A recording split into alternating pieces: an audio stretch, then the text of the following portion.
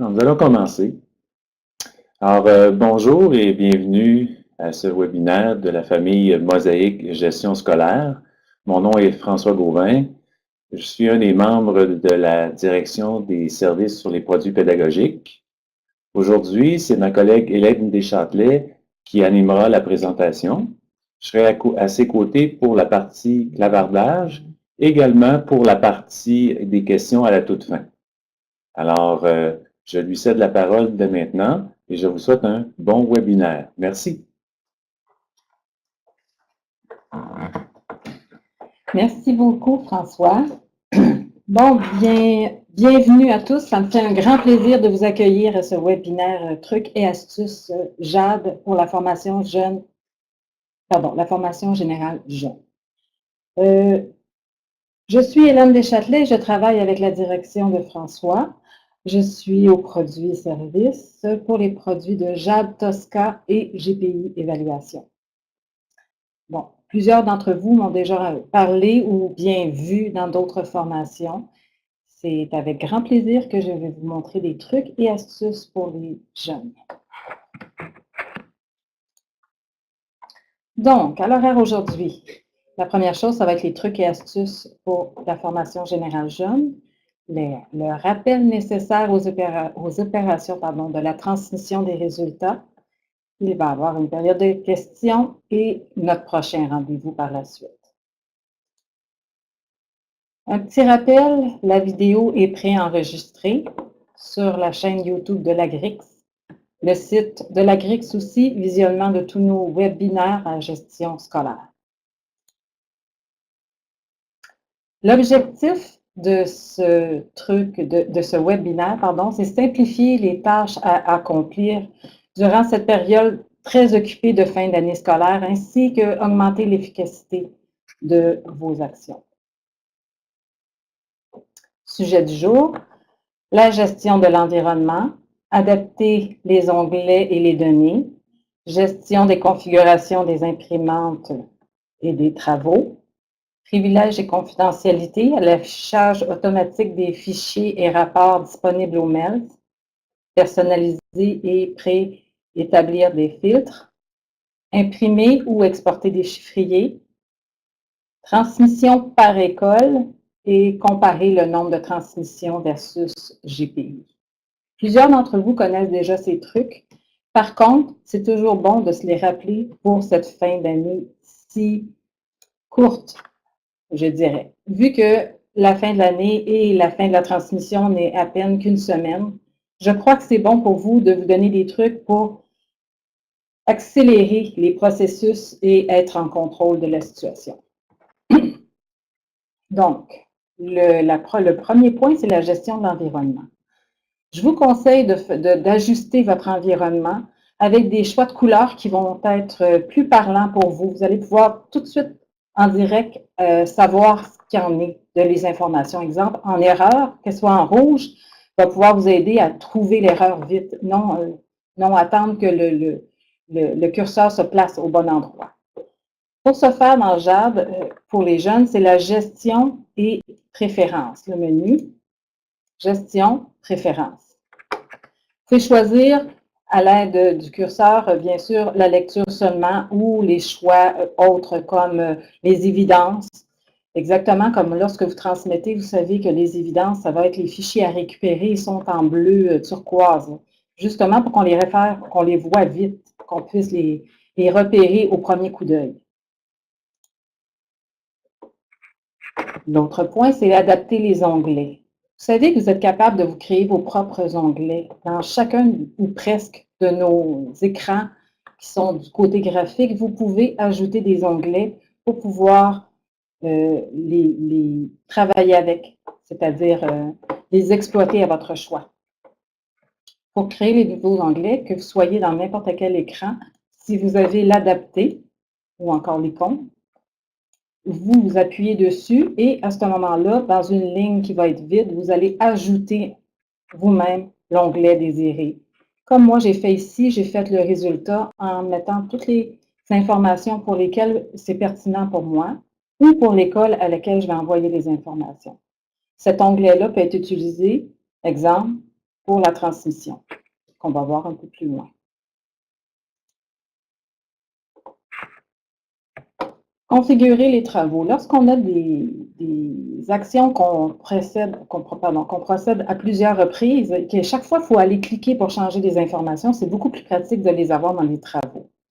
Donc, avant la période de rush, comme je pourrais dire, là, allez les placer. Comme ça va vous éviter de toujours avoir à cliquer à certains endroits pour, exemple, faire l'affichage ou sauvegarder les documents ou encore changer le format du papier pour mettre en paysage. Donc, pour ce faire, vous allez dans la gestion, impression graphique, configuration des travaux. N'oubliez pas, il y a plusieurs données dans nos productions en tant que telles. Il y a plusieurs rapports qui sont émis. Si on en modifie un, il faudrait peut-être essayer de toutes les modifier aussi, là, en choisissant la liste déroulante et choisir les rapports en question. Par la même occasion, si on a modifié nos travaux pour dire qu'on va avoir une impression qui est paysage, ça serait peut-être bon de donner l'information à notre imprimante pour dire, lorsque tu vas voir un format paysage, bien, va-t'en en paysage. Fais-le tout de suite. Lorsque c'est inscrit une première fois, c'est pour tous les travaux. Vous n'avez pas besoin de le faire à chaque fois. Vous le faites qu'une seule fois, d'indiquer à votre imprimante par défaut que lorsque vous faites un format paysage, de vraiment imprimer en paysage, c'est pour tous les autres travaux que vous allez faire. Pour le modifier, c'est dans le menu Gestion, Impression graphique, Configuration des imprimantes.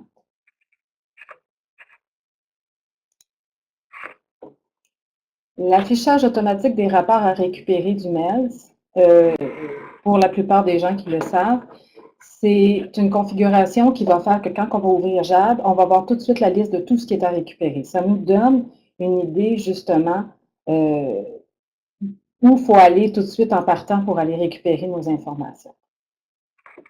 Pour ce faire, il faut que vous alliez dans le menu de privilèges et confidentialité. C'est possible que vous n'ayez pas les accès. À ce moment-là, vous pouvez demander à votre technicien. La seule chose de lui indiquer, pour lui montrer, c'est l'affichage automatique des rapports du MELS. Il faut qu'il soit coché. Directement, pardon, à votre code d'usager.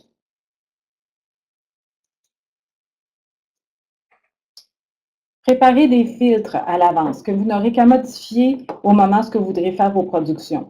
Donc, vous préparez vos filtres et moi, je vous donne un conseil, c'est testez-les sur l'an dernier. Fait que donc, partout ce que vous allez vouloir faire des filtres, présentement, exemple, dans la rétro-information opérationnelle, vous n'avez pas de résultats encore pour l'année en cours, l'année 2016. Par contre, vous en aviez en 2015. Donc, allez les tester pour être certain que votre filtre est correct.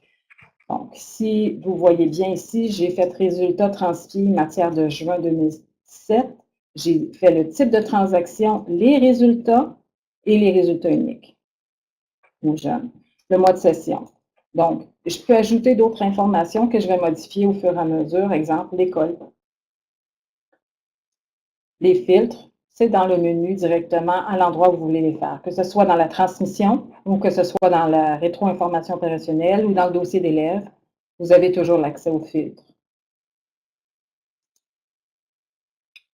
Imprimer ou exporter des chiffriers. Préparez-vous parce que je crois que c'est important que vous retourniez les informations aux écoles assez vite pour que les autres vous confirment que c'est bien les données que vous aviez à transmettre ou qu'il n'y a pas eu erreur lors du calcul.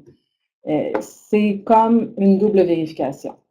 Pour faire ça, il faut être dans l'écran, exemple, dans l'ensemble des résultats ici, et vous sélectionnez avec le clic droit de la souris et vous allez faire soit imprimer le chiffrier qui va vous demander une sélection. Par contre, imprimer les chiffriers, ils ne peuvent pas l'exploiter comme ils veulent. Si on fait exporter le contenu du chiffrier, vous pouvez l'exporter en HTML et eux peuvent l'ouvrir en Excel. Si vous l'exportez en Excel, ils n'auront pas les titres, par contre. Donc, si vous le faites en HTML, ils vont pouvoir, eux autres, l'ouvrir en Excel et pouvoir l'exploiter à leur choix. Exemple, par les résultats qu'ils ont reçus. S'ils s'attendent à avoir, je ne sais pas, une quinzaine d'élèves qui ont des problématiques, qui sont en échec, et puis qu'ils voient qu'ils ne sont pas là ou qu'il y en a plus, ils pourront corriger le tir avant que ça soit la fin de la publication, pour la première publication. Faire une transmission par école, si possible. Ce qui va vous aider de faire la transmission par école, c'est que vous ne serez pas obligé d'attendre que toutes les écoles aient terminé de faire le traitement des réponses. Donc, dès qu'une école est prête, il vous dit qu'ils sont prêts, qu'ils vous envoient le fichier, faites votre vérification et transmettez-le, elle, tout de suite. Pardon. À ce moment-là, ça va vous éviter un délai. Et puis, vous allez pouvoir corriger cette école-là si jamais il y a des problématiques, sans avoir à attendre à la dernière minute. Bien sûr, c'est dans le menu ministère, Charlemagne, formation générale jeune, gestion des lots. Faire des listes pour les écoles, on a parlé de faire l'exportation. Le pourquoi j'en reparle ici, c'est que c'est directement dans la transmission. Vous savez que quand on demande des rapports au ministère, ils sont traités la nuit, on les reçoit juste le lendemain matin. Comme je vous disais, vous avez une laisse de temps d'à peu près une semaine.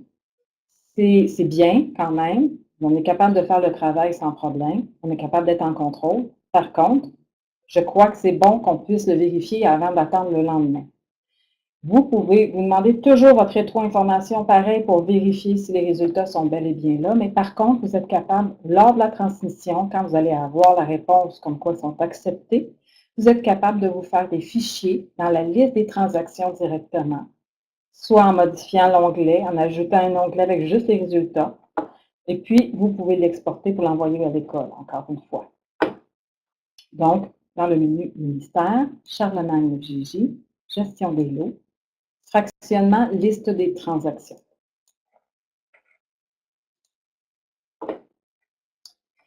Filtrer les transmissions.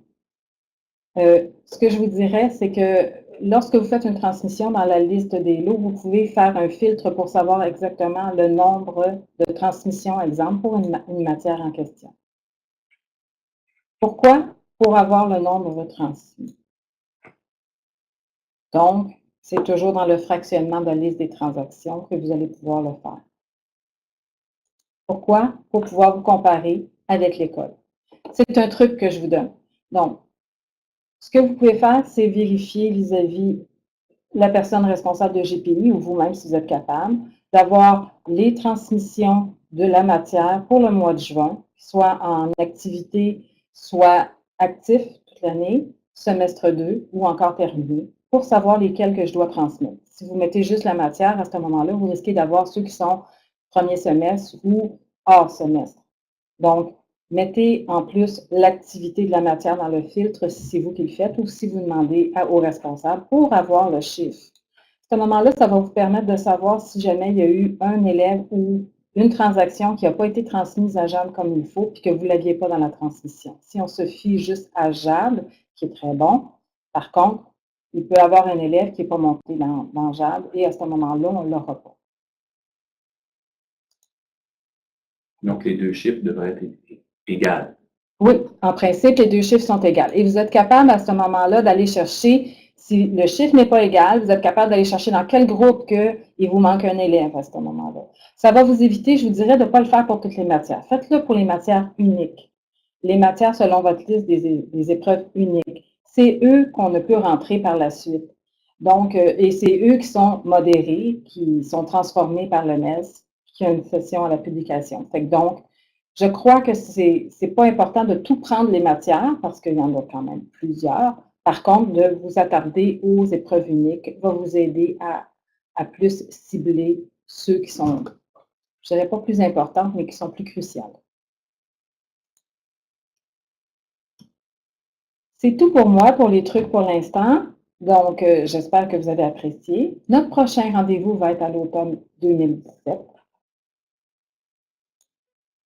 Pour les actualités, vous savez qu'il y a eu une modification dernièrement vis-à-vis le résultat transmis pour l'épreuve de mathématiques, le 063420. Le résultat avant était de 600, en attente de 600. Maintenant, il est transmis, corrigé par nous, et transmis au montant de 100%. Pardon. N'oubliez pas de mettre à jour votre cadre pédagogique. Pour la vérification, la pré-transmission et la transmission en tant que telle. La dernière mise à jour du MES a été faite le 13 juin, donc c'était très court. N'oubliez pas de mettre votre cadre à jour avant la transmission. J'aimerais ajouter un élément, Hélène. Oui. Pour ce qui est de l'envoi du ministère de la correction de l'examen, nous, à la Société GRIX, malheureusement, depuis plusieurs années, je vous dirais que même si on essaie d'insister, je vais me mettre dans l'écran, même si on essaie d'insister auprès du ministère pour recevoir aussi les lettres que le ministère envoie aux commissions scolaires, nous n'avions pas reçu cette lettre-là. Et par contre, par un client, nous avons appris qu'il y avait eu une modification. Donc, on a été voir dans Jeanne. On a confirmé aussi avec le MES. Oui, on a confirmé. On a été voir aussi dans Jeanne. On a vu qu'il y avait un nouveau cadre qui avait été émis le 13, je crois. Le 13 juin. Donc, en faisant la mise à jour, c'est là qu'on a vraiment constaté, avec la lettre, on a pu aussi faire la correspondance que le résultat de votre épreuve, qui se passe d'ailleurs ce matin, va être corrigé sur 100 et non pas sur 600. Pour les deux autres séquences de mathématiques, ça a déjà été passé. C'est déjà sur 600. Puis pour ce qui est de celle-ci, elle est sur 100. Nous avons envoyé pour les utilisateurs de GPI un communiqué. Là, ce qu'on s'est aperçu, c'est que le communiqué est parti, mais on n'avait pas mis à jour notre zone client. Ça sera fait dans les prochaines minutes.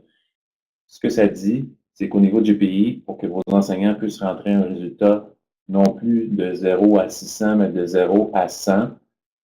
Il s'agit de changer la légende de notation inscrite à la matière groupe. On insiste là, sur matière groupe et non pas dans le modèle d'évaluation, puisque dans le modèle, ça pourrait toucher également les autres séquences de mathématiques.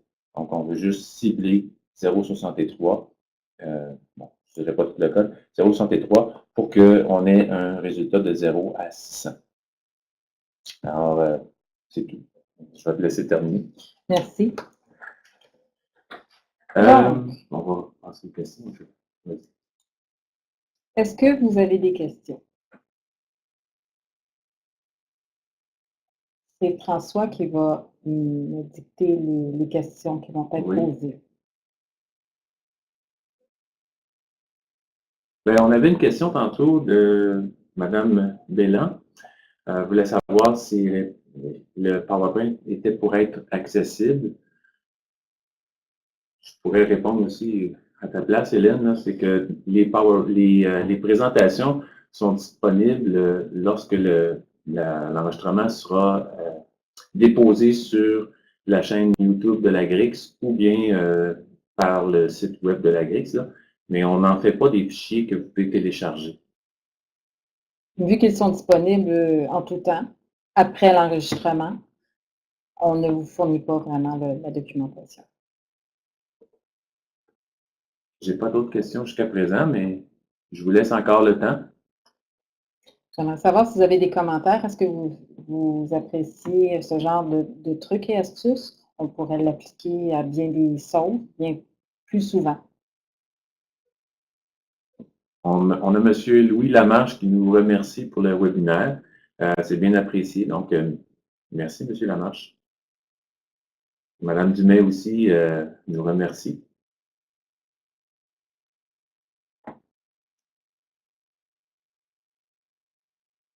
Alors, on a des bons commentaires, dans le fond, M. Chamberlain, Mme Chamberlain, excusez-moi, très intéressant. Merci. Donc, c'est encourageant. Oui. Pour une fois, en plus, quand notre webinaire couvre vraiment notre 15 minutes, on déborde souvent.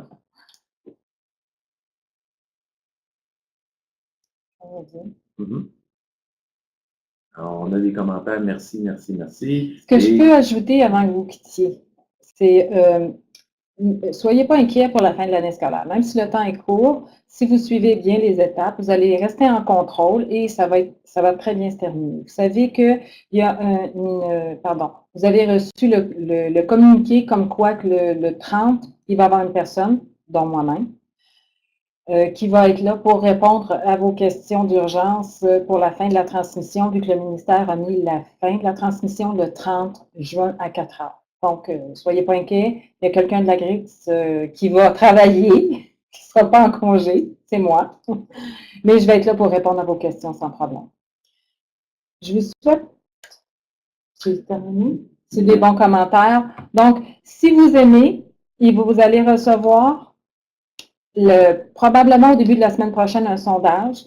Et ça serait important de nous indiquer, pardon, si vous désirez qu'il y en ait d'autres petits trucs et astuces comme ça, pas juste dans JAB, mais dans d'autres circonstances. Exemple, pour la transmission, c'est bien, mais ça peut être aussi au 30 septembre, comme ça peut être. Justement, on a Mme Nelly Eman, je t'ai coupé, je m'excuse, Hélène. Pas de problème. Mme Nelly Eman qui nous dit que ça pourrait être très pratique aussi pour la déclaration 30 septembre. Donc, bonne idée, merci. Je vais l'appliquer, ça c'est un bon commentaire. Merci beaucoup.